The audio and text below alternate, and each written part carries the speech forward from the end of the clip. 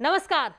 Corona के case लगातार बढ़ रहे हैं, तो ऐसे में आपको सावधानी बरतनी है, मास्क लगाकर रखना है और सुरक्षित रहना है। चलिए बढ़ते हैं और बात करते हैं उत्तराखंड की खबरों की। टनकपुर पूर्णागिरि जनशताब्दी से साथ आज एक अजीब हादसा हो गया। ये ट्रेन पटरी पर बैक होकर दौड़ने लगी। ट्रेन पटरी पर करीब 20 किलोमीटर बैक चलती रही। बाद में नंदना पुल पर ट्रेन को रोका गया। ट्रेन की 10 बोगियों में 26 यात्री सवार थे। रेलवे ने यात्रियों को रोडवेज की बस से भेजा। रेलवे ने टनकपुर रेलवे स्टेशन से कुछ दूरी पर जानवर टकराने की बात कही है, जिसकी वजह से ट्रेन में ब्रेक प्रेशर नहीं बन सका और वहीं लोको पायलट को सस्पेंड कर दिया गया है। इस मामले में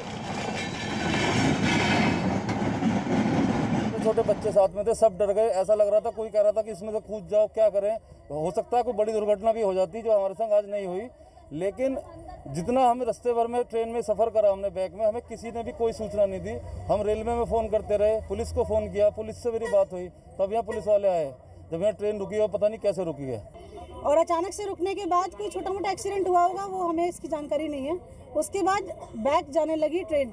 हमें लगा कि शायद कोई इनका कोई अपनी कुछ टेक्निक होगी कि कुछ ये लोग ठीक करने के लिए कुछ बैक कर रहे होंगे।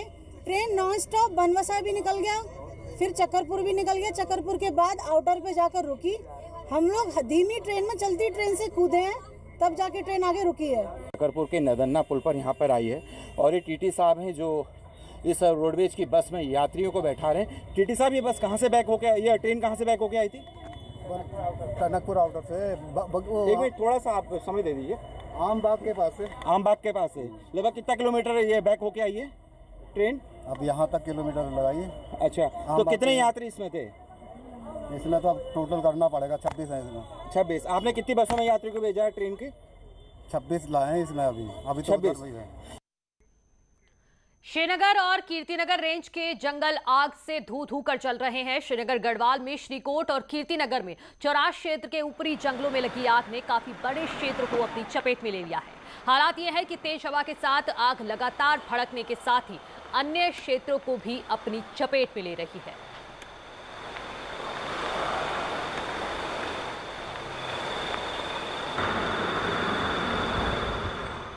आगे बढ़ते हैं। प्रधानमंत्री नरेंद्र मोदी ने आज देश के सभी मुख्यमंत्रियों के साथ कोविड को लेकर वीडियो कॉन्फ्रेंसिंग की। इस मीटिंग में शामिल होने के बाद तीरथ सिंह रावत ने राज्य के अफसरों के साथ बैठक की। सीएम ने कहा कि वैक्सीनेशन तेज किया जाए और जरूरत पड़ने पर सेंटर्स भी बढ़ाए जाएं। वहीं आरटी-पीसीआर टेस्ट ज्यादा से ज्यादा किए जाएं और अगर किसी इलाके में कोरोना के ज्यादा मामले सामने आते हैं तो ऐसे इलाकों में छोटे कंटेनमेंट जोन बनाए जाएं।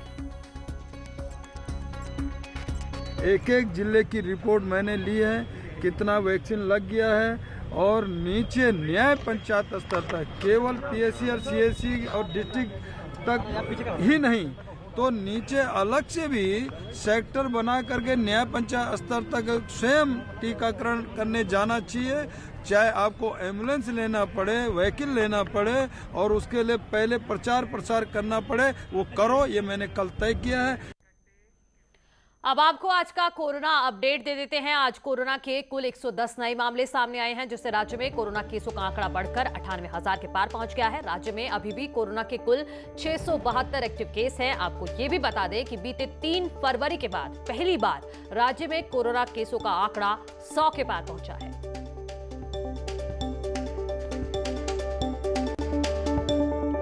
उत्तराखंड के पूर्व सीएम और महाराष्ट्र के गवर्नर भगत सिंह कोश्यारी ने सीएम तीरथ सिंह रावत को पत्र लिखकर प्रदेश के विकास के लिए तात्कालिक और दीर्घकालिक योजनाओं पर विचार करने का सुझाव दिया है। कोश्यारी ने प्रदेश में भूमि सुधार की आवश्यकता पर बल देते हुए कहा है कि प्रदेश में तत्काल एक भूमि सुधार आयोग का गठन करना चाहिए। इसके अभाव में पर्वतीय क्षेत्रों में संयुक्त खातों के कारण जनता को कठिनाइयों का सामना करना पड़ता है।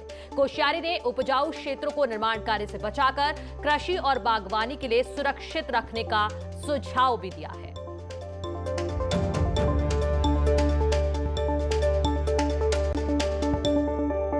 कांग्रेस के प्रदेश प्रभारी देवेंद्र यादव का अपने 3 दिवसीय चमोली दौरे के तहत चमोली जिला मुख्यालय गोपेश्वर पहुंचे, जहां कार्यकर्ताओं ने रैली निकालकर उनका स्वागत किया। बाद में कार्यकर्ताओं ने प्रदेश प्रभारी के सामने अपनी राय रखी। देवेंद्र यादव ने कहा कि बीजेपी ने जिस तरह अपना मुख्यमंत्री बदला है, ये कांग्रेस की पहली जीत है। आने वाले उपचुनाव और फिर विधानसभा चुनाव में अब कांग्रेस ही जीतेगी।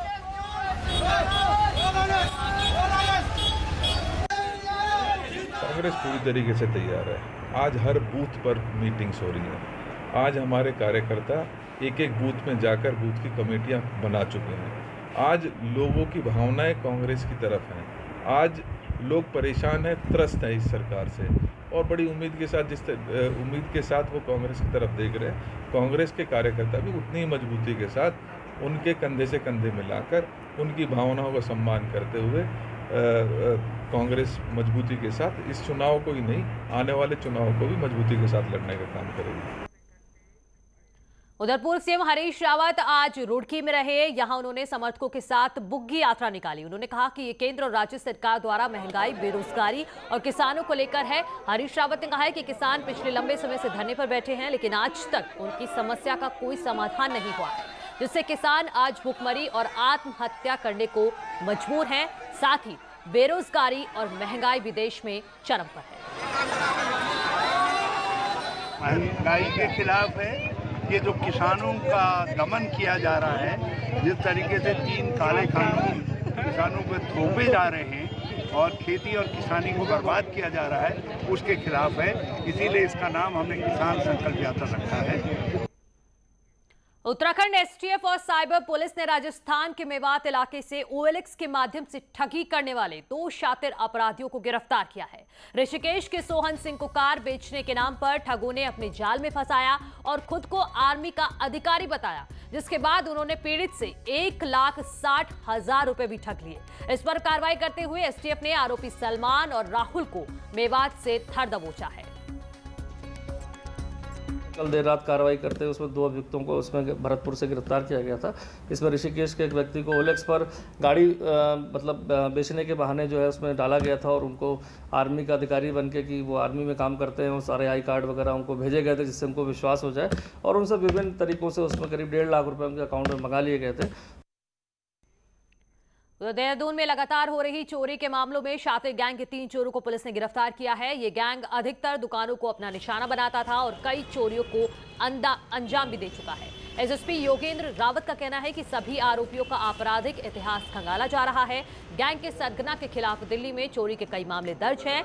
दिल्ली पुलिस से संपर्क कर जानकारी जुटाई जा रही है। 16 तारीख की रात को लवली मार्केट में एक अन्य घटना को अंजाम देते हुए इनको पकड़ा गया। इनसे जो दोनों चोरियां हैं, इनकी लगभग सारी इसमें रिकवरी हुई है।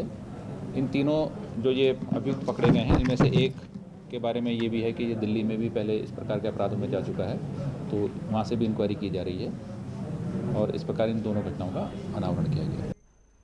पिथौरागढ़ में सड़कों के सड़क निर्माण को लेकर घमासान के बीच पीडब्ल्यूडी ने कांग्रेस के आरोपों को नकारा है। पीडब्ल्यूडी का कहना है कि सड़क निर्माण की गुणवत्ता का पूरा ध्यान रखा जा रहा है। यही नहीं, विभाग हॉट मिक्स प्लांट का भी लगातार निरीक्षण कर रहा है। निर्माण सामग्री की जांच के लिए देहरादून से जांच टीम भी आई थी। आपको बता दें कि सड़क निर्माण की क्वालिटी को लेकर कांग्रेस ने डीएम ऑफिस में कल प्रदर्शन किया था।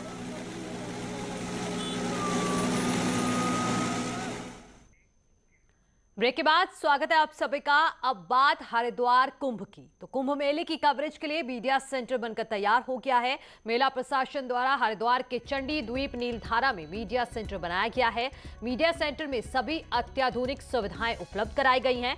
हरिद्वार महाकुंभ मेले के नोडल अधिकारी मनोज श्रीवास्तव ने बताया है कि देश विदेश से कुंभ मेले की कवरेज के लिए आने वाले मीडिया संस्थानों को मीडिया सेंटर में अपने कार्यक्रम रिकॉर्ड करने की सुविधा स्टूडियो में मिलेगी। मीडिया लॉन्च भी दिया है, रहने की व्यवस्था मैंने दिया है, और आप देखिएगा यहाँ पे एक वर्किंग स्टेशन बना दिए हैं। लैपटॉप, कंप्यूटर, जितने इलेक्ट्रॉनिक डिवाइसेस हैं, सभी फैसिलिटीज़ आपको दी जाएगी। और आप देखिएगा कि यहाँ पे रहने के साथ वर्क करने और वीआईपी लॉन्च, मतलब वीआईपी आ गए तो आपको सुविधाएं दी जाएंगी। इस तरह किसी प्रकार की मीडिया को प्रॉब्लम नहीं होने दी जाएगी। कुंभ मेले में भीड़ नियंत्रण और कानून व्यवस्था बनाने के लिए कुंभ मेला पुलिस ने बड़ी पहल की है। इस बार मेला पुलिस संकरी गलियों में घुसकर भी भीड़ नियंत्रण करने में सक्षम होगी। पहले शाही स्नान से सीख लेकर मेला पुलिस अनूठा प्रयोग करने जा रही है। आईजी कुंभ संजय गुंजाल ने 23 अधिकारियों को कुंभ मेला ड्यूटी के लिए साइकिल दी है, जिससे पुलिस अधिकारी अब शाही स्नान वाले दिन भीड़ भाड़ वाले गंगा घाटों और बाजारों में व्यवस्था बनाने के लिए साइकिल का इस्तेमाल करेंगे। आईजी संजय गुंजाल खुद साइकिल चलाकर ये संदेश देते नजर आए। मेला क्षेत्र में खासकर डेंसली पॉपुलेटेड एरिया है और घाट एरिया है जहाँ पर की गाड़ियाँ भी जाती नहीं है, तो लेकिन वहाँ पर मोस्टली सभी में साइकिल जाती है। तो साइकिल के माध्यम से वो अपने एरिया का फैमिलराइजेशन हो सके, वहाँ की गलियों के बारे में, वहाँ के जो एक्चुअल में डिटेल्स है। कई बार ये सारे अधिकारी वो है जिनके पास अपनी सरकारी गाड़ी है, गाड़ी में बैठ करके ड्राइवर या गनर के साथ वो चीज़ें नहीं देखा जा सकता है जो कि साइकिल से आप एक एक जगह देखा। हरिद्वार कुंभ मेले के लिए थीम सॉन्ग तैयार करने वाले को मेला प्रशासन 1 लाख रुपए का इनाम देगा। कुंभ मेले के व्यापक प्रचार प्रसार के लिए कुंभ मेला प्रशासन लगातार काम कर रहा है। मेले के लिए थीम सॉन्ग बनाने के लिए भी गीतकारों को बुलाया गया है। गाना गाने के शौकीन लोग गाना कंपोज करके 25 मार्च तक mygov.government.in वेबसाइट पर जाकर अपना गाना अपलोड कर सकते हैं। इस प्रतियोगिता में कोई भी शामिल हो सकता है।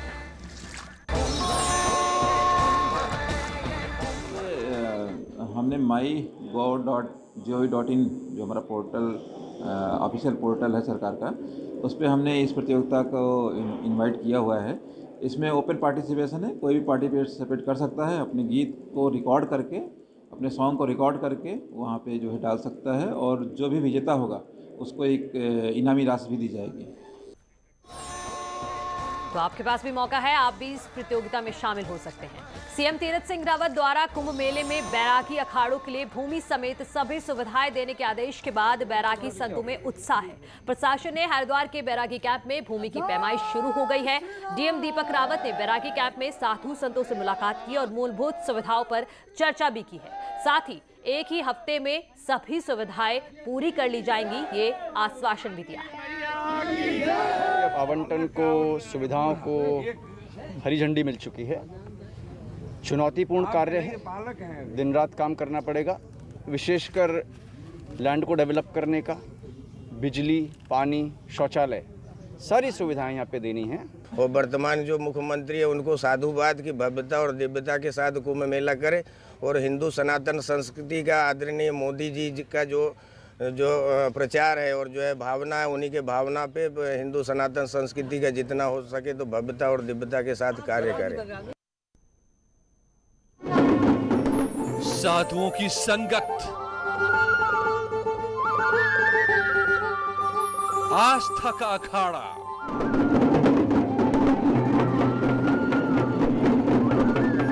हरि के द्वार पर सबसे बड़ा संगम,